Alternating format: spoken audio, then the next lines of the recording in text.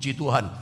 Dan pagi ini saya akan berbagi dengan saudara satu tema pengajaran firman Allah yang saya berikan judul jiwa yang dibaharui. Saya mau menyampaikan sama saudara lewat tema firman Allah ini, gimana sih caranya membaharui jiwa. Jiwa yang baru itu bagaimana gitu. Seperti pujian tadi ya, punya hati yang baru. Supaya kita itu serupa seperti renewing your mind yang dibaharui. Bagaimana dengan yang namanya emosi kita? Seringkali orang jatuh bangun gak pernah jadi baru. Karena ingat ya, di jiwa itu ada 3 isinya, 3 unsurnya, ada 3 hal. 3-tiganya harus dibaharui. Ini penting saudara ya. Karena kalau 3-tiganya gak dibaharui ya kita gak pernah sepertimu Yesus. Oh gak pernah jadi, gak pernah bisa gitu. Ayo kita baca ayatnya. Kita mulai berangkat dari titik ini. Jiwa yang dibaharui, baharui jiwa kita tuh ayat ini. Mari kita belajar dari sini. Curhatan seorang bernama Rasul Paulus saudara ya. Roma pasal yang ke-8. Kita baca mulai ayat yang ke-15. Lalu kita loncat ayat 22. Saudara baca 2-3-nya sama-sama. Saya baca ayat 15, Anda 22, 2-3-nya sama-sama ya. Saya baca di ayat 15 dalam Roma pasal 8 begini. Kata firman Allah, sebab apa yang aku perbuat, aku tidak tahu.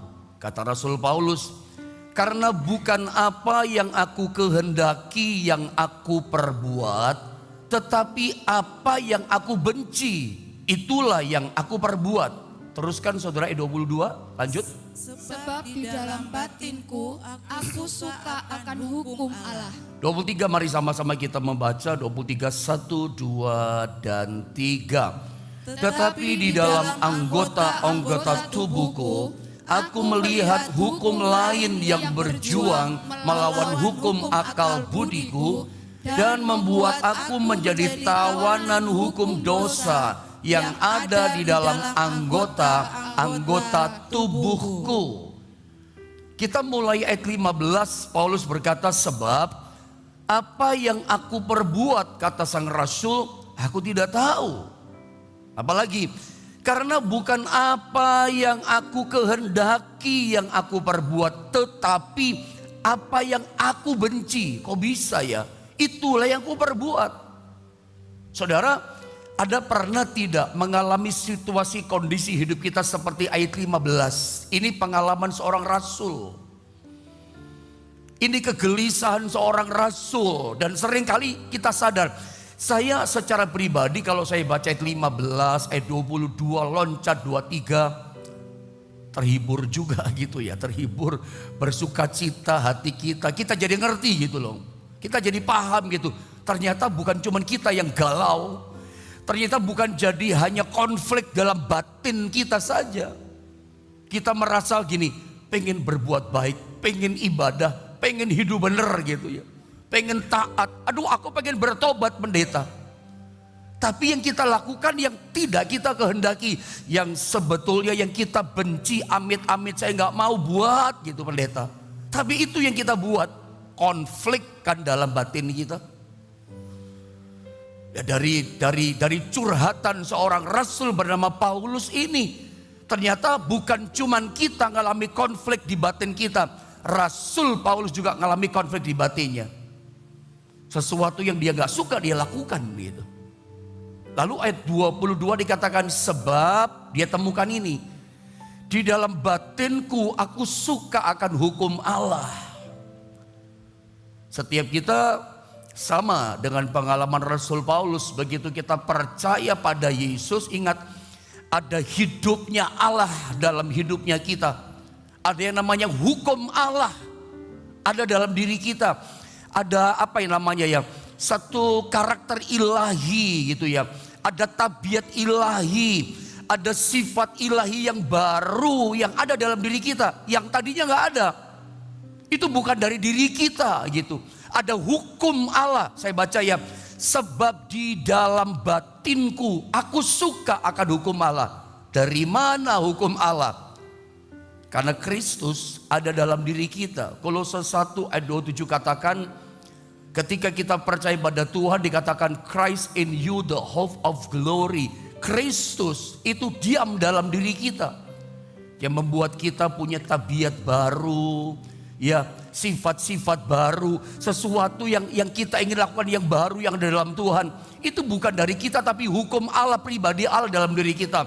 Dilanjutkan, nah ini curhatannya Paulus yang menarik, ya, yang membuat saya katakan tadi terhibur. Jadi kita ngerti ternyata bukan kita aja gitu, bukan kita tok yang hadapi konflik batin ini, peperangan, struggle di jiwa kita. Sang Rasul juga ngalami. Saya baca 23 dikatakan begini, tetapi di dalam anggota tubuhku, dibilang apa? Aku melihat hukum lain yang berjuang melawan hukum akal budiku. Ada hukum lain. Lalu dan membuat aku menjadi tawanan hukum dosa yang ada di dalam anggota-anggota tubuhku. Ini yang saya bilang tadi, pengennya hidup benar. Siapa sih tidak pengen bertobat? Pengen bertobat, pengen tinggalkan dosa, pengen hidup kudus, pengen hidup suci, pengen hidup jadi berkat buat pekerjaan Tuhan, pengennya melayani Tuhan, pengennya jalannya lurus gitu. Tapi sang Rasul berkata, ada hukum lain yang melawan hukum akal budiku. Ada seperti ada hukum dosa, pengennya hidup benar, yang lain yang dibuat. Sesuatu yang tidak disuka, sesuatu yang aduh amit-amit benci, tapi itu yang kita lakukan. Ternyata kita mengerti bukan cuman konflik batin kita saja ini. Rasul juga mengalami hal yang sama, perjuangan yang sama. Nah, pertanyaannya sekarang adalah solusinya bagaimana? Keluar dari persoalan konflik batin ini. Apakah solusi untuk kita keluar dari konflik batin ini? Solusinya apa gitu? Mari kita lihat dalam Galatia. Jadi ketika saya renungkan ini, Tuhan ingatkan saya satu poin ayat firman Allah.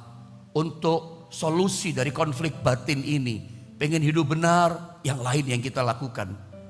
Ada tabiat ilahi yang kita pengen kerjakan, tapi hukum lain yang kita lakukan. Mari solusinya apa?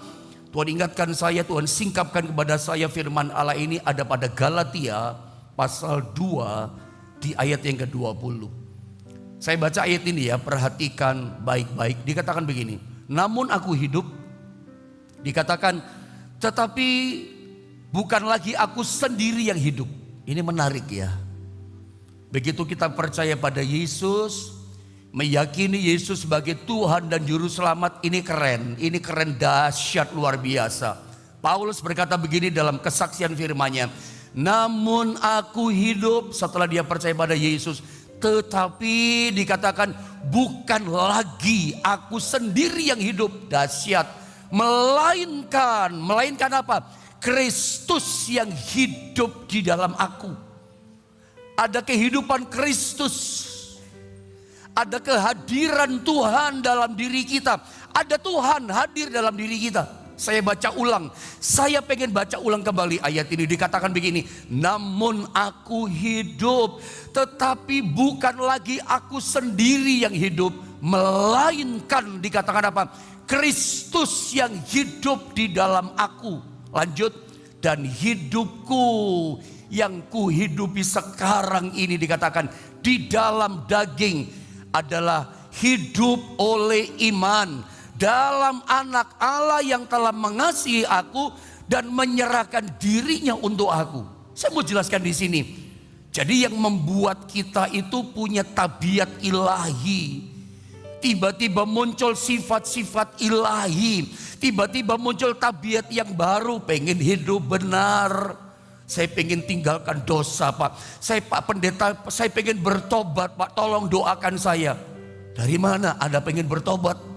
Kenapa kita pengen hidup benar? Kenapa kita maunya roh kita pengen dekat sama Tuhan? Saya mau pengen setia ibadah.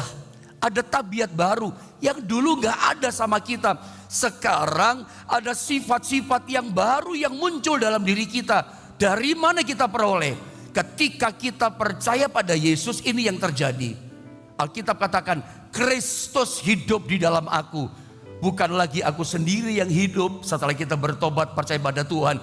Melainkan Kristus yang hidup di dalam aku. Tetapi saya mau terangkan sama saudara, kita masuk pada yang namanya ini. Dengar baik-baik pada bagian ini yang saya katakan. Dengar baik. Ketika kita percaya pada Yesus, ada sesuatu yang terjadi.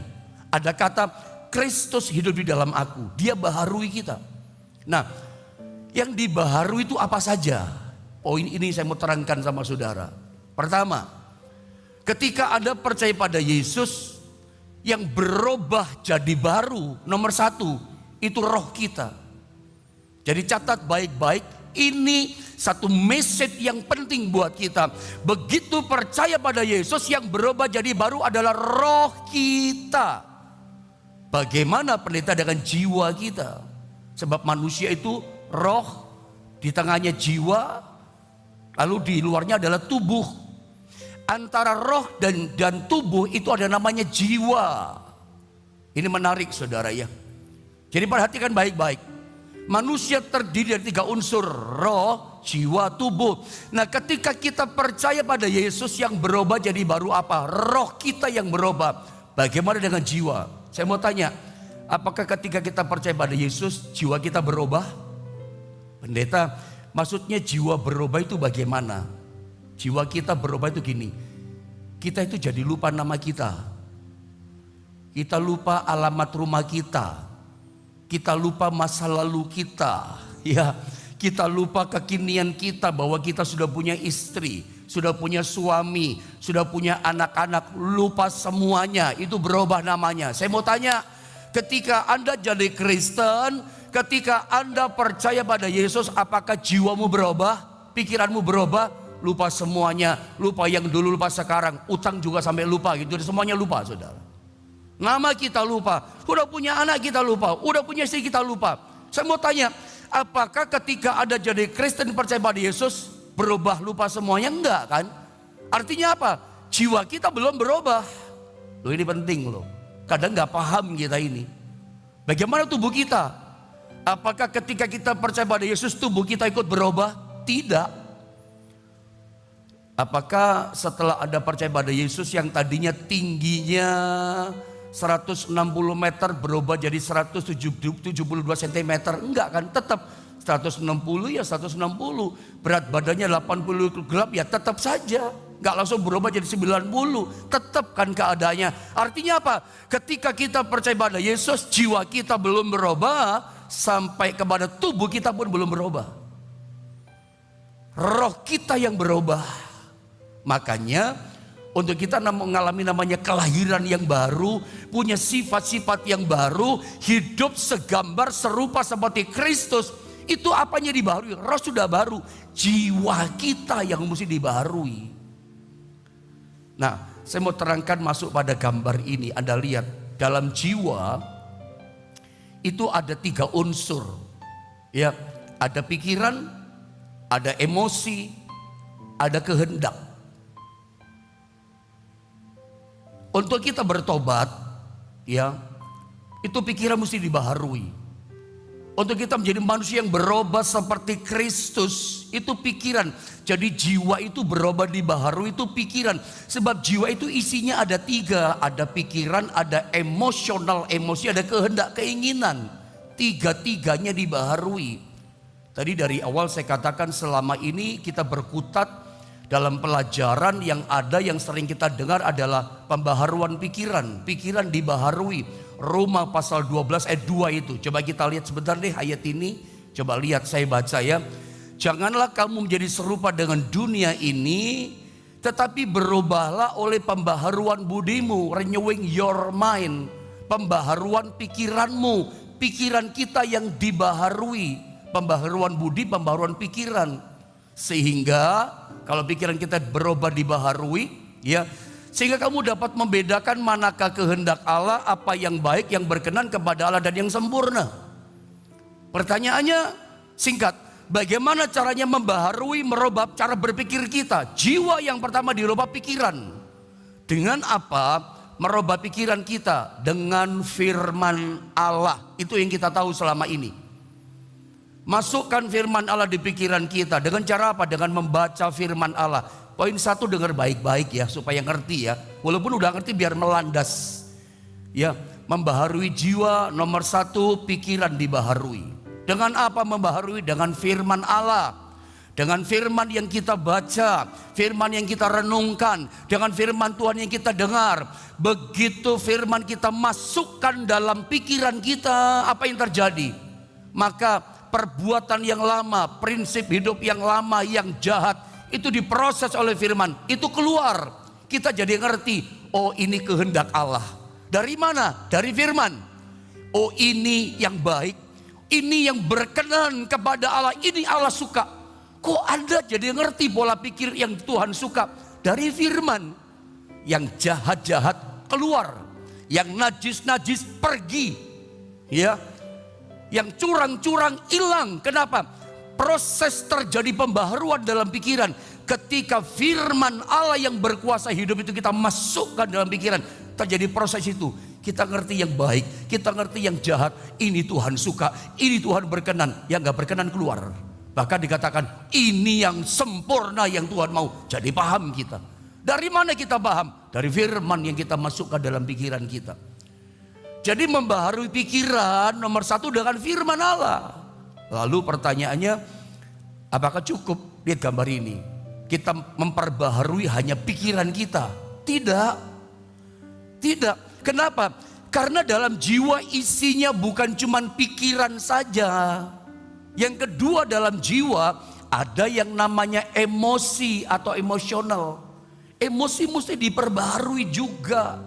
Kalau enggak, Anda akan jatuh bangun dalam dosa nanti. Anda akan jadi orang yang ngawur nanti lama-lama. Karena gak dibaharui emosinya. Masih emosi kehidupan yang lama. Makanya seringkali kita lihat orang setia melayani Tuhan. Orang itu cinta sama Tuhan. Orang itu rajin ke gereja, ngerti firman, paham firman. Tapi emosionalnya labil emosinya. Yang saya paling gampang kasih contoh sama saudara. Kalau saudara pernah nonton satu film saudara ya. Film anak-anak itu ya, salah satu film superhero. Salah satu film apa itu ya, Avenger misalnya. Ada satu tokoh pahlawan di situ yang disukai anak-anak kita, namanya adalah Hulk, si raksasa hijau. Raksasa hijau ini dia perkasa, dia kuat, tapi emosinya ampun-ampun. Kalau dia sudah emosionalnya meledak, emosi meledak, dia lupa teman-teman pun dia banting. Semua dia hajar, teman pun dia tonjok, teman pun dia lempar keras-keras sampai keluar angkasa gitu kali saudara ya. Kenapa? Emosionalnya meledak. Ya, harusnya sesuatu yang dia nggak buat, tapi dia lakukan. Kenapa? Emosionalnya meledak dak karuan. Kita orang Kristen kadang-kala cuman hanya pada nomor 1 pikiran saja dibaharui. Ngerti ini yang Tuhan suka, ini baik, itu gak baik. Tahu pikiran kita, paham. Karena firman Allah sudah membaharui pikiran kita. Tapi bagaimana dengan yang namanya emosi kita, sudah dibaharui atau belum? Kalau belum dibaharui, kita jadi kayak raksasa hijau si Hulk ini saudara. Si Hulk ini menakutkan. Begitu marah lupa segalanya. Nanti kalau dia marah bisa Tuhan-Tuhanan gitu. Nanti kalau marah kamu gak tahu siapa aku ya, dan segala macam lah. Bentuknya Anda lebih tahu dari saya. Makanya yang namanya emosi itu mesti diperbaharui. Dengan apa? Memperbaharui emosi. Yang pertama dengan firman pikiran. Yang kedua dengan apa? Perubahan emosi. Anda mesti sadar ini. Lewat ini mengalami Tuhan secara pribadi, secara konsisten. Encounter dengan Tuhan. Perjumpaan dengan pribadi Tuhan. Itu membuat kita, emosi kita itu akan berubah. Emosi kita mengalami sentuhannya Tuhan. Saya baca Ratapan pasal 3 ayat 22-23 dikatakan, tak berkesudahan kasih setia Tuhan, tak habis-habisnya rahmat-Nya, selalu baru tiap pagi, besar kesetiaanmu. Ayat ini menggambarkan setiap hari kita mengalami sesuatu yang baru. Ada sentuhan ilahi dalam jiwa kita, dalam emosi kita. Jadi membaharui emosi itu lewat apa ya? Lewat sentuhan kuasa Tuhan. Emosi kita dijamah sama Tuhan. Emosi kita disentuh sama Bukan kadangkala ya, di gereja atau ibadah seperti pagi ini, dalam pujian, penyembahan, dalam kita mendengar firman Allah, tentu yang kita bawa itu bukan hanya roh kita kan, jiwa kita juga, pikiran kita bawa fokus ibadah. Emosi kita bagaimana? Bawalah juga emosi kita kepada Tuhan. Kenapa? Tempo-tempo dalam pujian penyembahan orang nangis. Pendeta hamba Allah menyampaikan firman Allah, belum selesai. Masih baru pembukaan kata, masih baru di pertengahan. Ada kata-kata dilepaskan meluncur di hatimu, di jiwamu. Tiba-tiba kamu meneteskan air mata, gak tahan sesungguhkan. Pendeta belum selesai. Pendeta gak ngerti masalahmu, kamu sudah nangis. Kenapa? Emosimu lagi disentuh sama Tuhan tuh. Emosimu sedang dijamah oleh Tuhan. Nah, perubahan emosi itu lewat sentuhan hadirat Allah. Hadirat Allah pribadi, kehadirannya itu yang menyentuh emosi kita, yang menjamah emosi kita. Kita mengalaminya encounter dengan Tuhan. Itu yang membaharui emosional kita. Berubah, makin berubah. Bukan emosi yang meledak-ledak menjadi mengalami perubahan. Makanya setiap kali kita datang kepada Tuhan, emosi kita mesti dibawa. Bukan cuman pikiran, oh saya ngerti firman, emosimu bagaimana? Terbuka sama Tuhan. Bukan hanya firman Allah membaharui mindset kita, renewing your mind kita dibaharui, tapi sampai emosi kita bawa sama Tuhan, sampai disentuh Tuhan, sampai dijamah Tuhan. Nanti ada akan jadi baru, jadi manusia baru. Jiwa ini penting loh. Makanya kalau roh udah baru ya, jiwa itu belum. Butuh dibaharui, butuh kita. Kalau memang kau jiwamu mau dibaharui, bawa pikiranmu isi dengan firman. Jadi kalau saudara punya anak-anak, punya anggota keluarga, kok enggak tobat-tobat sih pak gitu. Punya suami yang aduh kelakuannya, ada mau dia berubah, bawa datang sama Tuhan, doakan dia. Enggak tahu caranya bagaimana, bawalah dia sama Tuhan. Kau punya anak-anak yang aduh gini pak anak saya, gini anak saya, bawa datang sama Tuhan. Ketika dia dengar firman, pikirannya dibaharui. Dia jadi ngerti, aduh aku sudah salah. Aduh aku sudah buang-buang waktu masa mudaku. Aku sudah bikin jahat. Aku sudah durhaka. Aku tidak hormat sama orang tua. Oh dari mana dia tahu? Dia berubah. Dengar firman. Firman membaharui cara berpikir. Bawa anakmu. Sampai nanti dia bisa cinta Tuhan.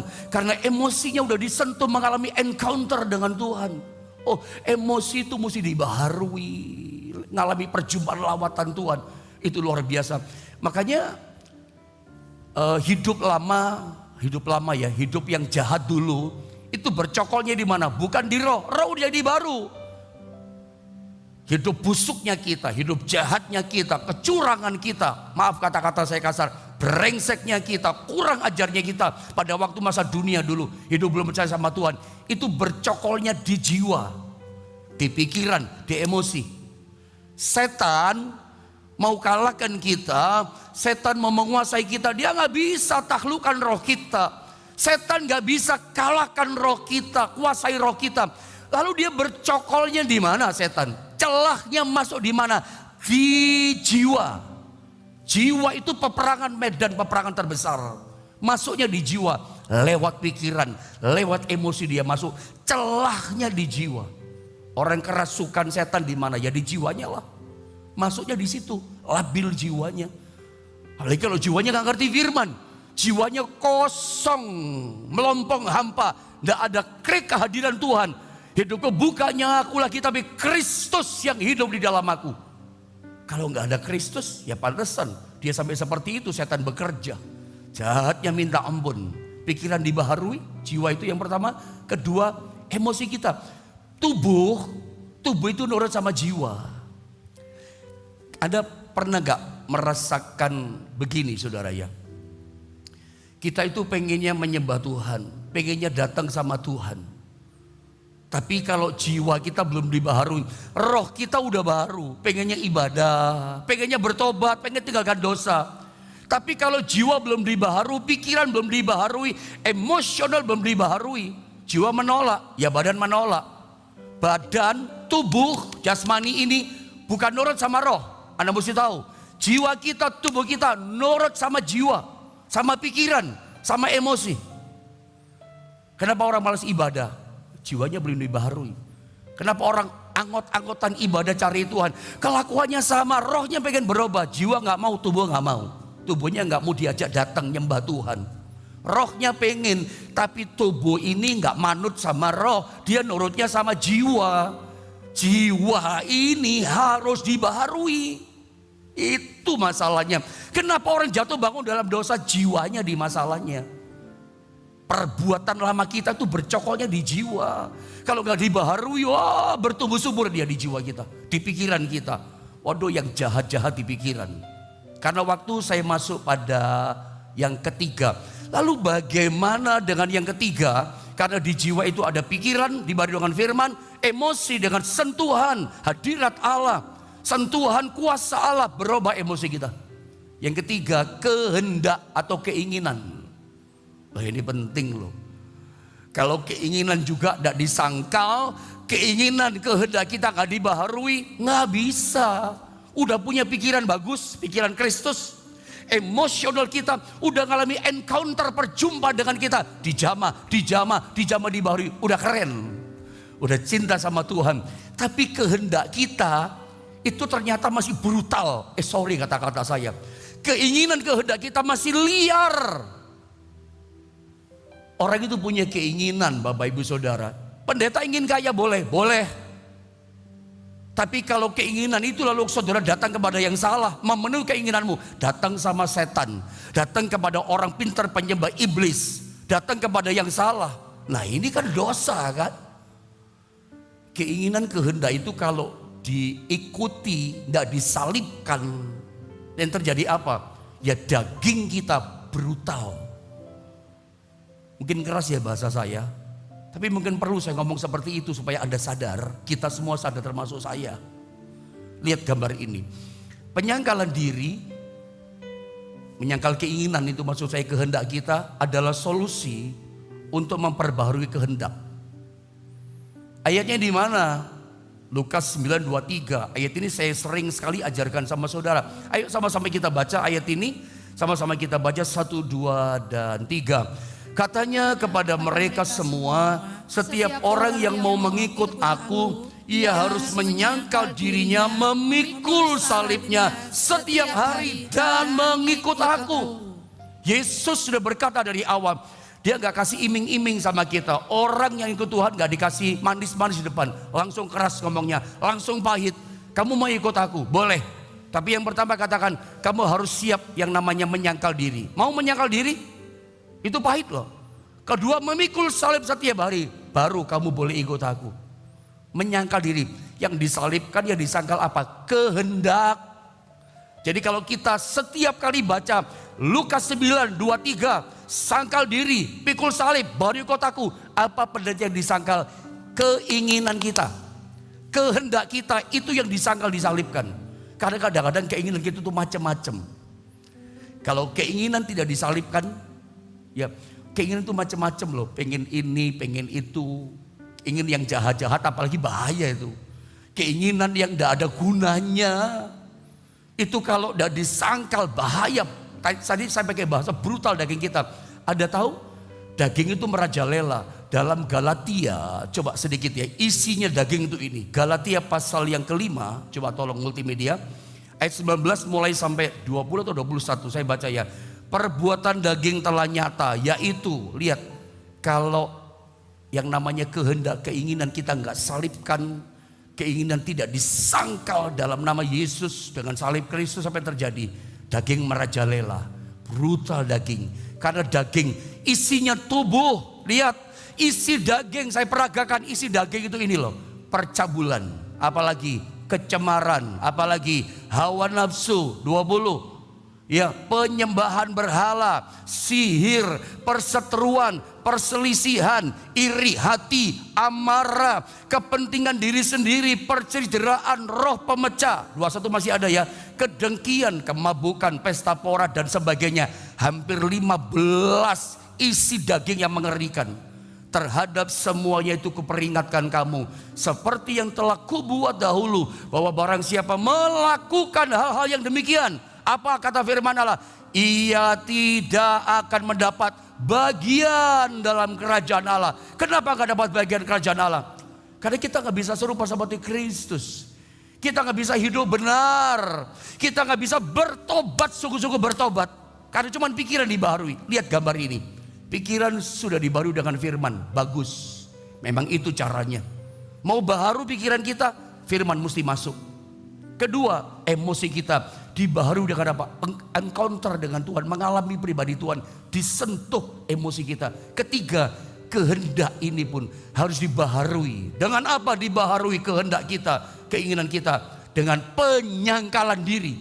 Begitu kita punya keinginan yang salah, ingin yang dosa, iri hati sama kekayaan orang, sangkal diri, ini tidak boleh, Tuhan marah. Pengen merampok, pengen mencuri, pengen perkara dosa, disangkal dong. Punya keinginan merugikan orang lain, disangkal. Mau keinginan bikin dosa, perzinahan, butuh disangkal. Kalau enggak, pikiran udah bagus, emosi udah bagus, jatuh juga dalam dosa, nggak dapat kerajaan Allah. Ternyata yang namanya pembaharuan jiwa itu tiga-tiganya harus ngalami. Mengapa penyangkalan diri dan memikul salib setiap hari begitu penting? Karena tanpa kita membaharui pikiran, tanpa penyangkalan diri adalah penyebab kegagalan kita mentaati Tuhan. Ini kata-kata yang terakhir buat saudara dalam renungan pagi ini. Tanpa penyangkalan diri, tanpa keinginan kehendak disangkal, nggak bisa kita taat. Makanya saudara ya, daging kita itu nurut, tubuh kita itu nurut sama jiwa. Kalau tiga ini dibaharui, oh luar biasa. Adakah jadi orang yang taat sama Tuhan, bisa hidup benar, serupa seperti Kristus, itu akan jadi. Jadi bukan cuma pikiran dibaharui, kita kan berputar cuma di pikiran. Emosi kita biar dijamah sama Tuhan, sampai kehendak kita disangkal, baru kita berubah seperti Kristus. Mari sama-sama kita akan berdoa, saudara. Kita naikkan pujian tadi, ubah hatiku seperti hatimu.